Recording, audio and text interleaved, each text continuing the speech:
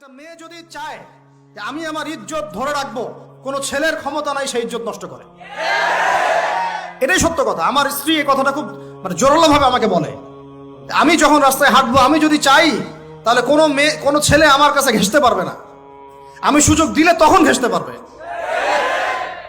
দিনদার পাত্রপাত্রীর সন্ধানে ভিজিট করুন orthicdin.com। একটা মেয়ে যদি চায় যে একটা ছেলে আমার সাথে ইটিস পিটিস করুক, সে ছেলে করবেই করবে। একটা মেয়ে যদি চায় যে একটা ছেলে আমার পর্যন্ত আসতে পারবে না, আমি আমার ব্যক্তিত্ব গায়রত বজায় রাখবো, আমি ডিস্টেন্স মেনটেন করবো, আমি কোনো সুযোগ দিব না, ছেলে সুযোগ পাবে না কখনো। এত সহজ না।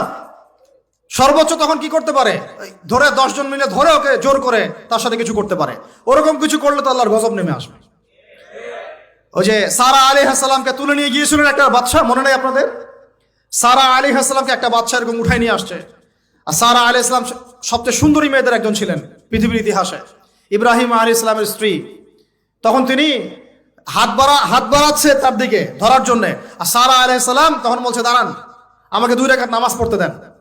2 রাকাত নামাজ পড়ে তিনি আল্লাহর কাছে হাত তুলে বলেন, আল্লাহ, তুমি জানো আমি আমার সতীত্ব, আমার ইজ্জত, আমার সম্মান আমার স্বামী ছাড়া আর কারোর সামনে কখনো প্রদর্শন করি নাই। আজকে এই জালেমের হাত থেকে আল্লাহ তুমি আমাকে বাঁচাও। ওই দিকে ইব্রাহিম আলাইহিস সালাম নামাজে দাঁড়িয়ে গেছেন।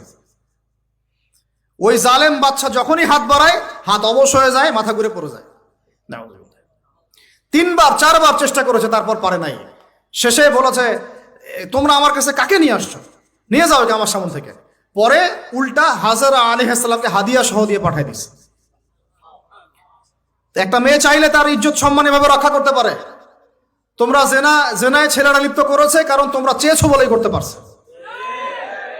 তুমি ফিতনা না ছড়াতা, তুমি বেহায়ের মতো বাইরে বের না হতা, তুমি তোমার চুল খোলা না রাখতা, তুমি তোমার পোশাক ঠিক রাখতা, তোমার কথা ঠিক রাখতা, তোমার কথার মধ্যে শক্তি রাখতা, মিষ্টি মিষ্টি প্রলোভন দিতা না, বাইকের পিছনে বসতা না, চটপটি ফুচকা খাইতা না, এখানে ওখানে আড্ডা মারতা না, কোন ছেলে তোমার কাছে আসতে পারতো না।